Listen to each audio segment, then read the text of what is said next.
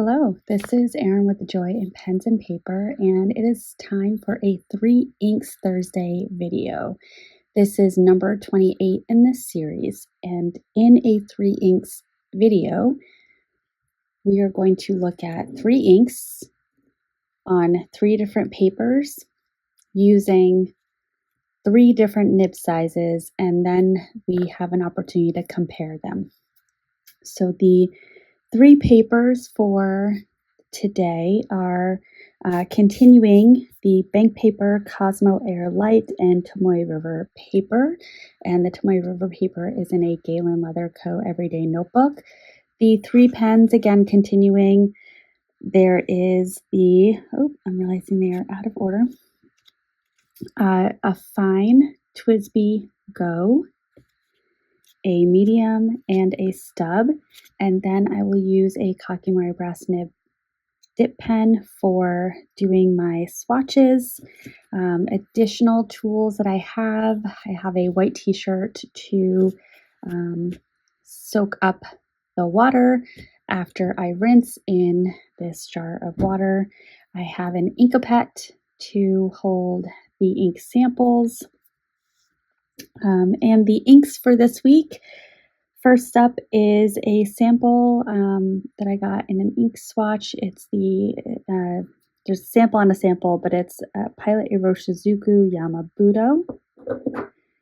A sample from the Ink Flight, Ink Journal, Ink Flight, Wearingeul, Pride and Prejudice, and then a shimmer ink. So this will be the last one that I swatch. It's Anna Karenina by Wearingeul. Ooh, goodness gracious. Okay, so starting off is the Pilot Iroshizuku Yamabudo. There is a chance that this one might be a bit of an outlier and maybe quite a bit more pink as opposed to the other two, but I think it's going to work. We shall see. Oh yeah, I think it'll work.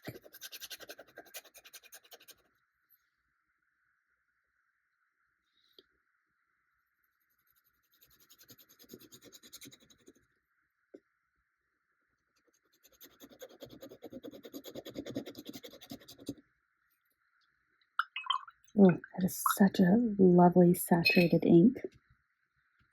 Big fan. Okay. With the fine, I am going to write the brand of the ink. So for this one, it will be Pilot Iroshizuku. Let me just move this over a little bit and move this to make room for my hand.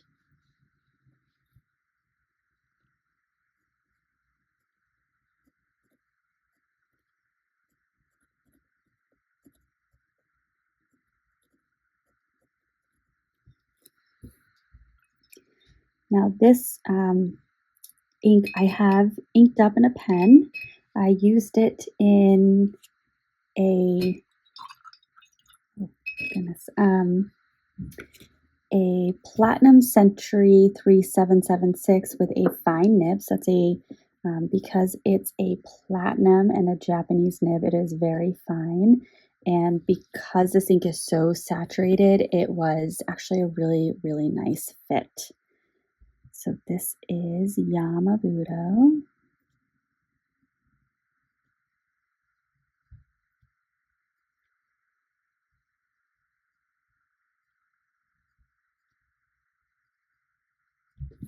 I think that's an O, yes.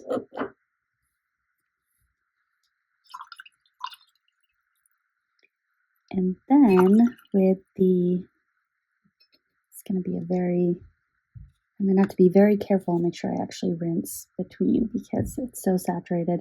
With the stub nib, because I am not a stub connoisseur, I'm just going to do some uppercase and lowercase letters.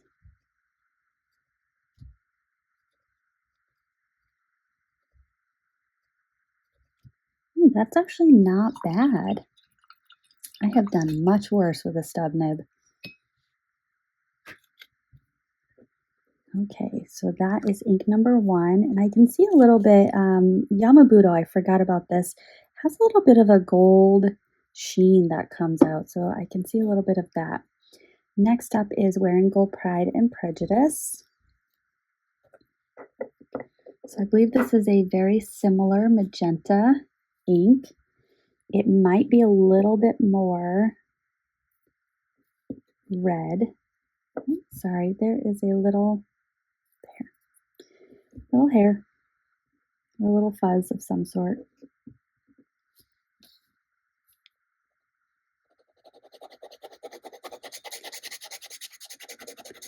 It's actually a very similar magenta. I think instead of being a little bit more red, it's a little bit of a brighter pink. You know, I don't believe that that swatch is truly accurate. So let me just grab a little bit more ink. That's probably much better. Okay.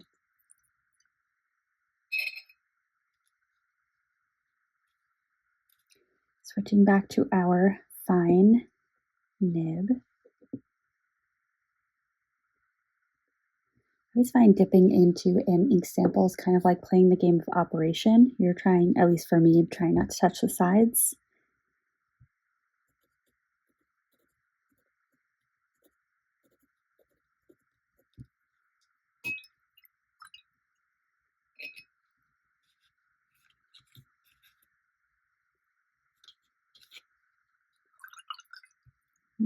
Still has some ink in there.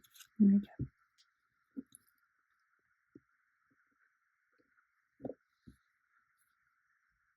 Pride and Prejudice.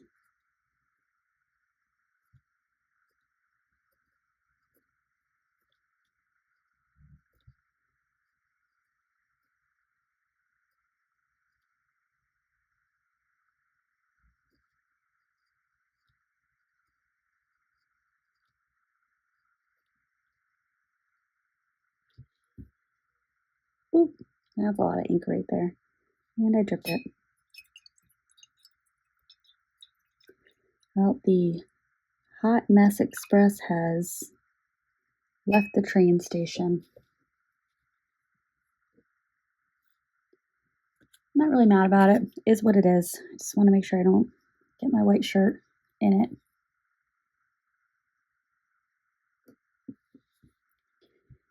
All right, so we have now our lettering.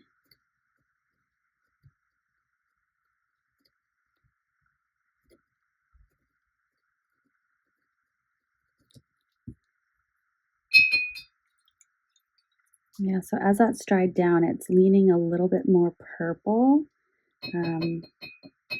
compared to Pride and Prejudice might be, as I said before, a bit more on the pink side.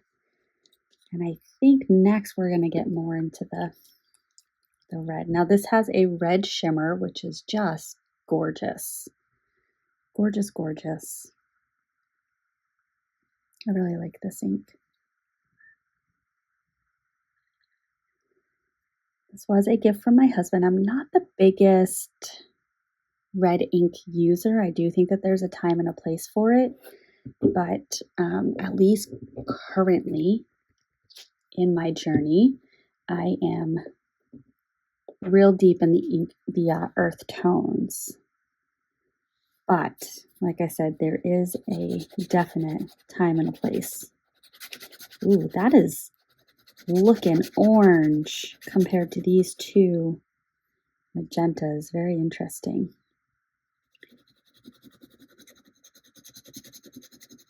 Now, in my experience, Wearing Gold inks do tend to be a bit drier. So you can certainly consider adding White Lightning to it, or you can just plan to use in a wetter nib or a broader nib. So for me, where I tend to, I always do that. I'm capping it, and I shouldn't be capping it. All right.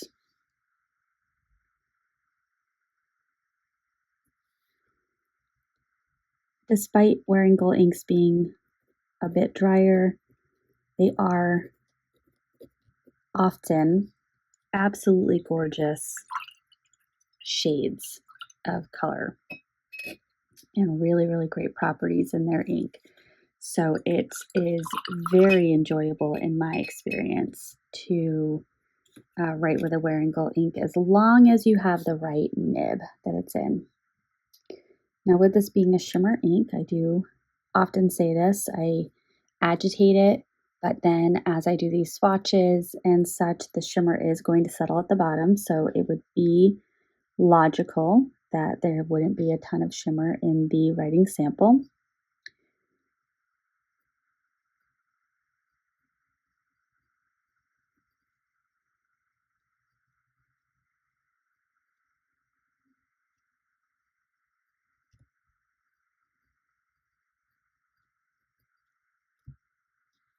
Beautiful.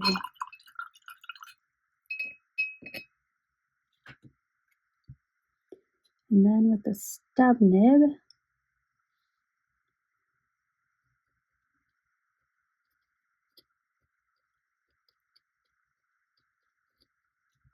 you can see, or at least for me, I can see and feel the difference of writing with the stub nib with this ink compared to the others, especially the Iroshizuku ink.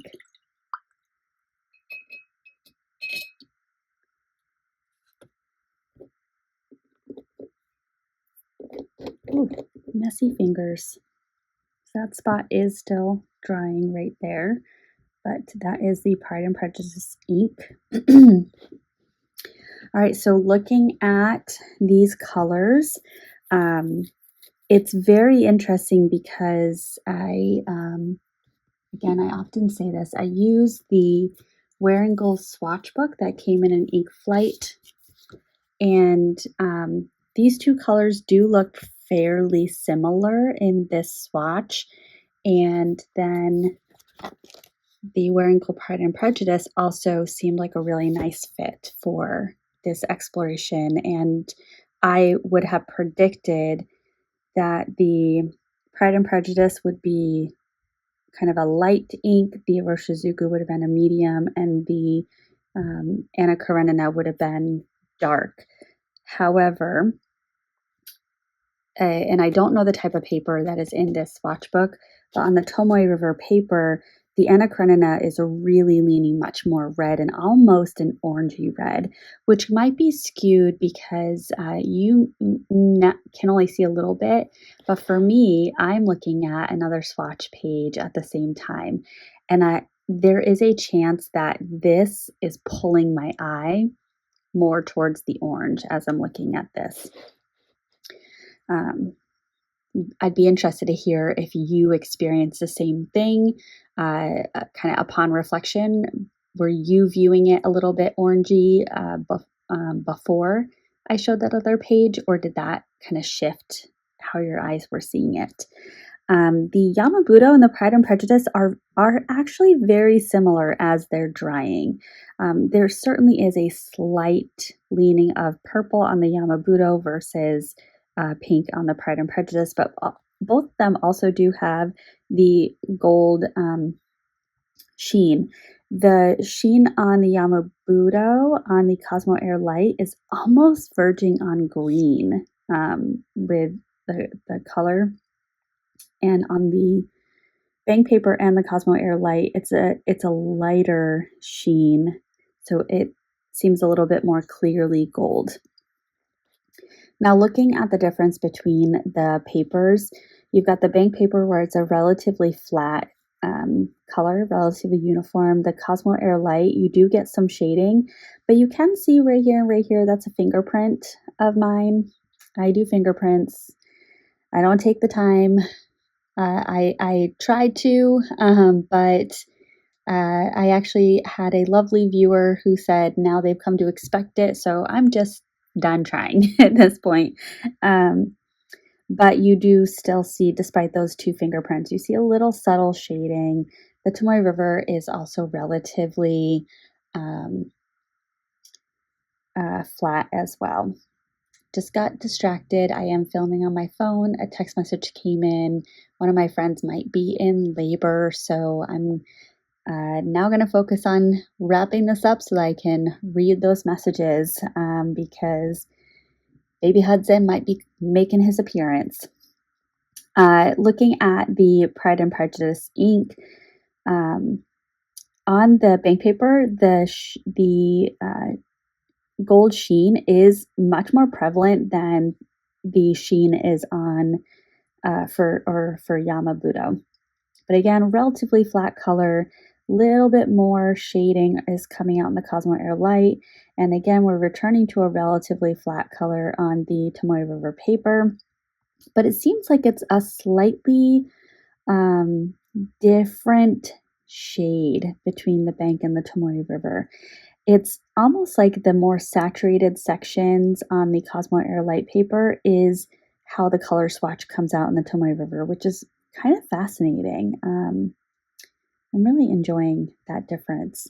Now, looking at the Anna Karenina, interestingly, we've got quite a few differences here. So on the bank paper, it's this really lovely, almost corally color. It's this kind of orangey red right here. But then on the Cosmo Air Light, there's this darkness to it, this kind of smokiness to the color that's really fascinating. And then on the Tomoe River, it's not as orange in this swatch as it is on the bank paper, but then you've got this little section of smokiness, this little darkness coming out, which I really appreciate. Now, in terms of the shimmer, I'll just give this a little move around so that you can see it. I would expect a fairly even distribution of shimmer just because of how I'm swatching it. I'm not seeing a ton in the writing. Again, I'm not very surprised in that. But I am seeing around the edges of the writing is that darkness that you're seeing right here on the Tomoe River paper.